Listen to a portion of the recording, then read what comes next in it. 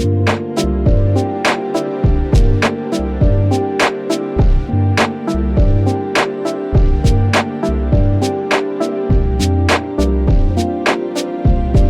Magic Leap 2 was unveiled today, a sequel to a product that proved augmented reality is never going to fly as a standalone device.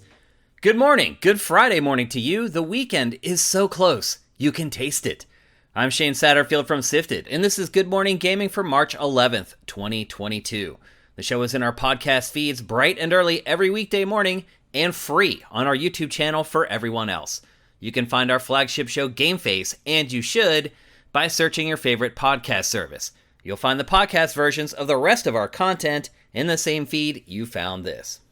Before I provide my take on Magic Leap 2 and augmented reality in general, I think it's only fair if we take a look at the capabilities of this brand new augmented reality headset. It has industry-leading optics for best-in-class image quality, a 65-degree field of view, which is important. That was one of the biggest complaints about the first Magic Leap. It provides pioneering dynamic dimming capabilities to help the headset work really well in bright environments. It is enterprise-ready, light as a pair of headphones, and ergonomically designed to support modern manufacturing, health, defense, and more. So yeah, this thing is about as advanced as AR headsets can be, at least with the current technology that's available. The biggest hang-up with AR glasses is that they make you look like an idiot. Google Glass, I think, was on the right track. It was subtle because it was only on one side of the face. It still looked weird. It still looked like you were trying to be like George Jetson, and the technology just wasn't there yet. And then, of course, it was very simple AR. It just kind of laid things over top of what you were looking at, which most people would say, okay, that's what AR is. But again, it was only in front of one eye, which limited what it was able to do. But I still think it was the right call with its more subtle and restrained approach. Magic Leap 2 goes in the other direction. They look like a cross between your great-grandpa's Coke bottle bottom glasses and something out of Mad Max. It has a simple handheld controller and a small module that's connected with a cable that rests in your other hand. It's really interesting, actually, to see someone have the whole get-up on. The headset, the controller in one hand, and then the module in the right hand. But it feels like it's decided law already that AR is something that we're just going to do through our phones. Something that's cool to see for a couple minutes, but not really an environment that we want to spend a lot of prolonged time in.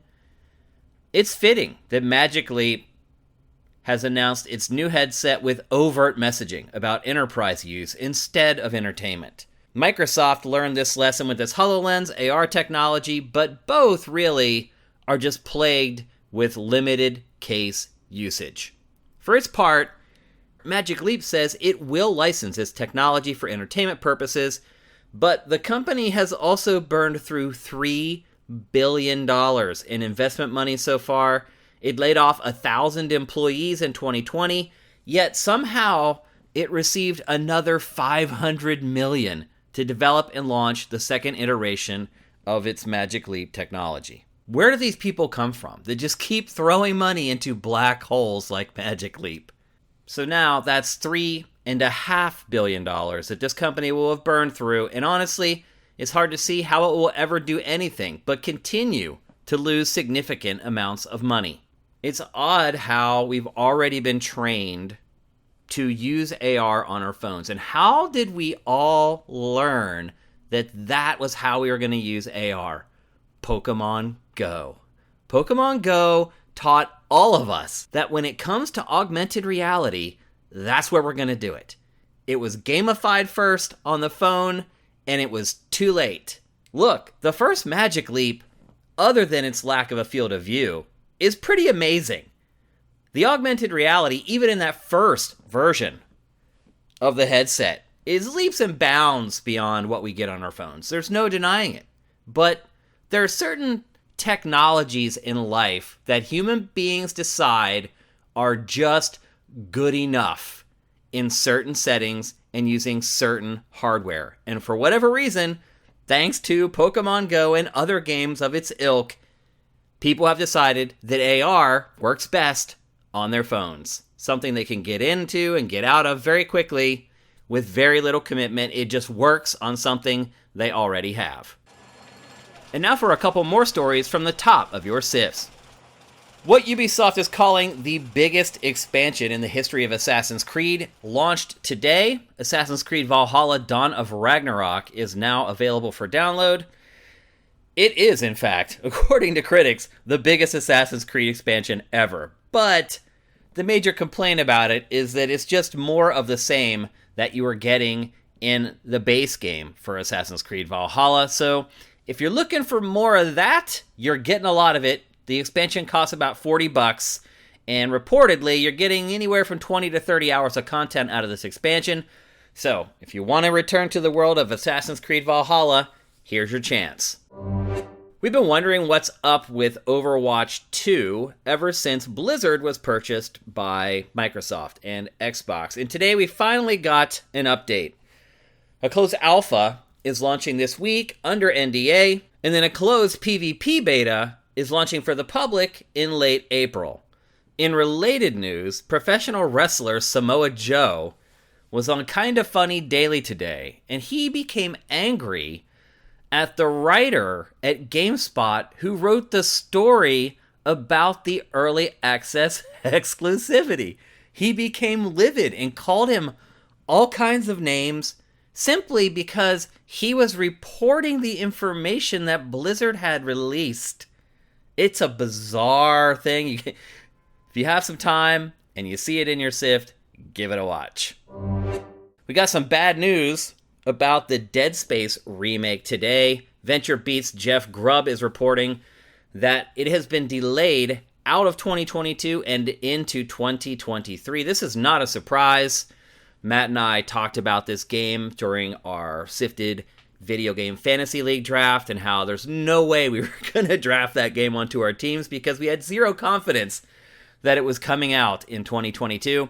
The initial rumors were that it was going to come out at Halloween or in October or around Halloween. That makes a lot of sense, or it made a lot of sense. However, according to Grubb, that is not going to be the case. We should hear official word from Motive Studios today since there is a live developer stream, and we'll have it curated to your SIFs. In other Ubisoft news, the European publisher announced For Honor's Year 6 season today.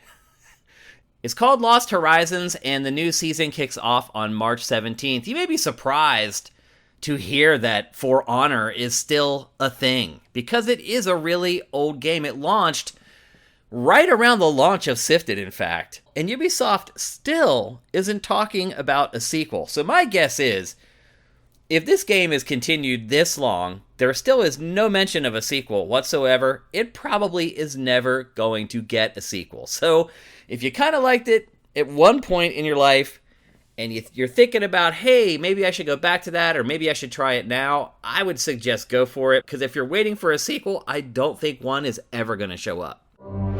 Nintendo announced today that Super Nintendo World is launching at Universal Studios Hollywood in 2023. A similar park has been open in Japan for quite a while now, though it has suffered a bit due to launching in the middle of a pandemic, understandable.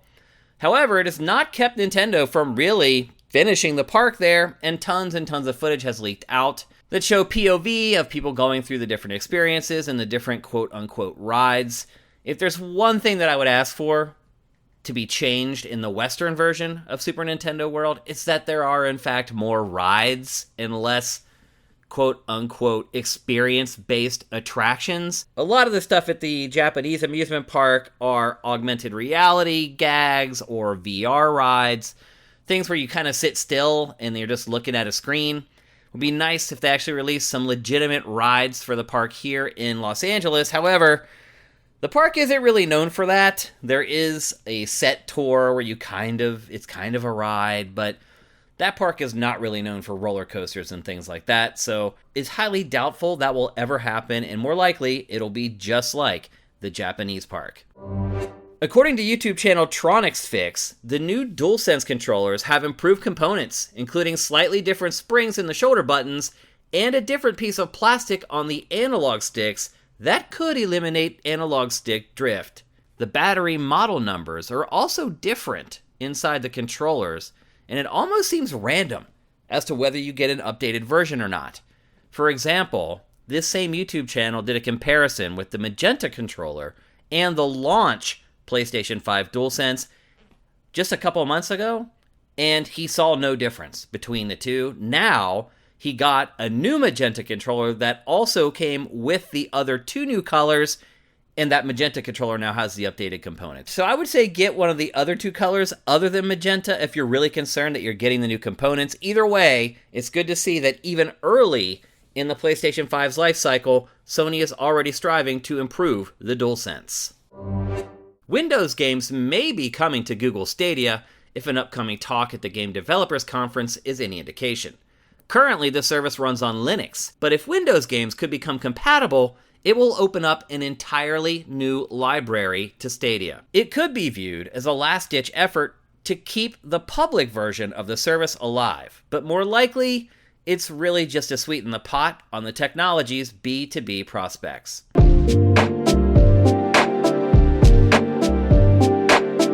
All right, let's take a break, and when we come back, we'll tackle today's boss fight.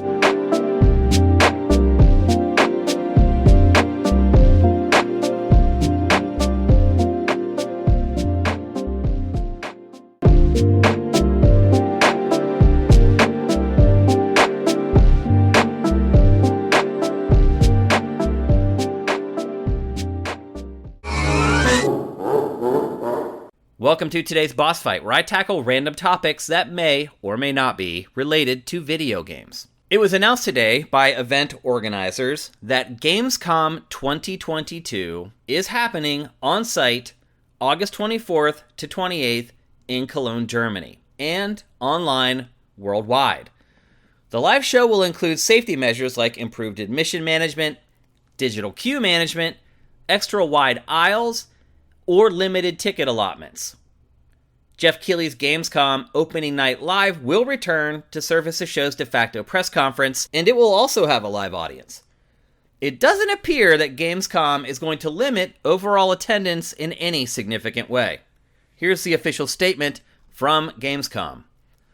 Quote, "All Gamescom fans and partners have been waiting for this for 2 years. Gamescom is finally returning to the Cologne exhibition halls, and thus also the unique festival feeling we had all been missing so much."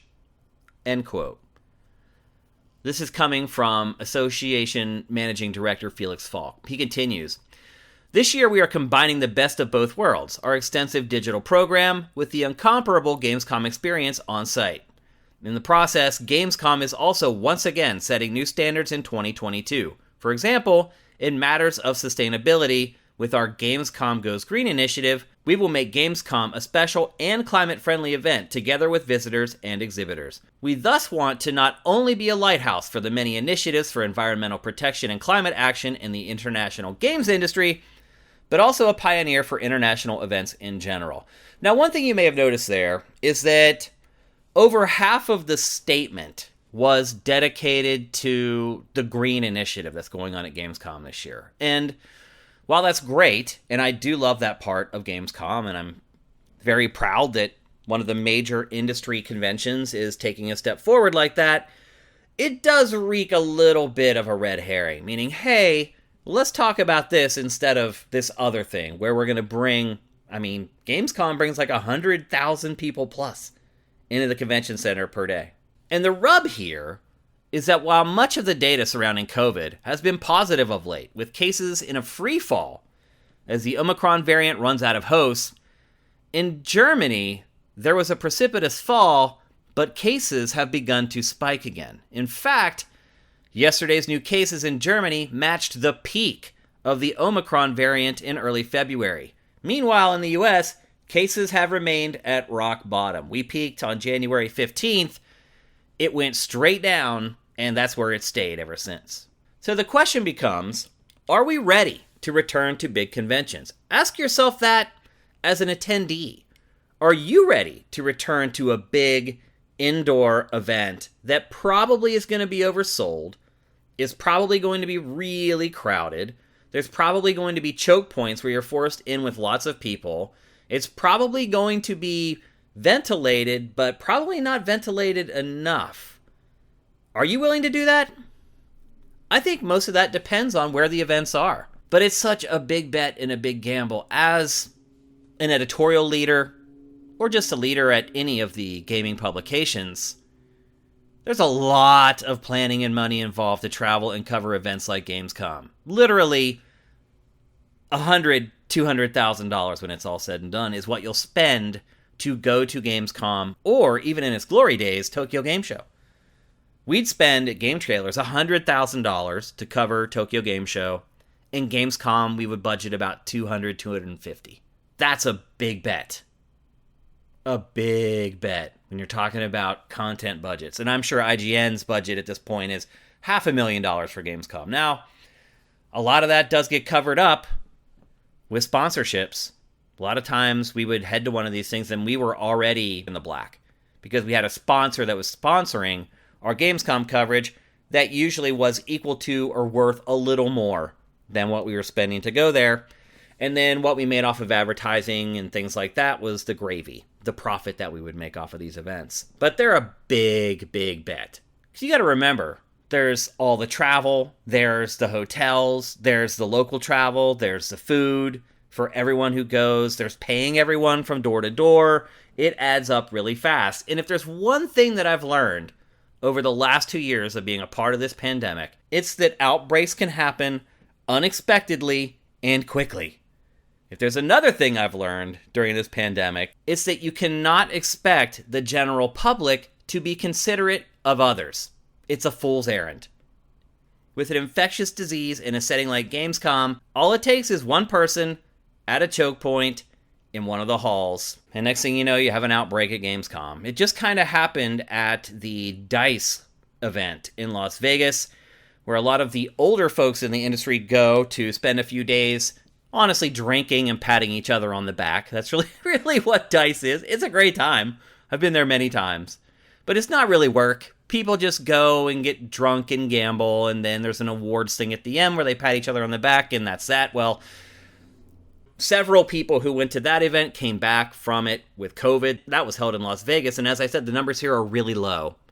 So you've got to expect that some people are simply going to get COVID if you send them to cover Gamescom live. Is that something I'm willing to risk as someone's manager? It's not. It is not. So would I send my staff to cover Gamescom right now, war aside, because that's the other X factor, what's going on right now in Ukraine? And the answer is no, I probably wouldn't. The good news, though, is that just a couple months ago, it wouldn't have even been a consideration. But with the huge steps forward made with the vaccines and treatments, it's now at least a legitimate question worth considering. I know it will be nice for me to go out and hear some DJs this weekend, and I hope you're able to get out and about this weekend as well.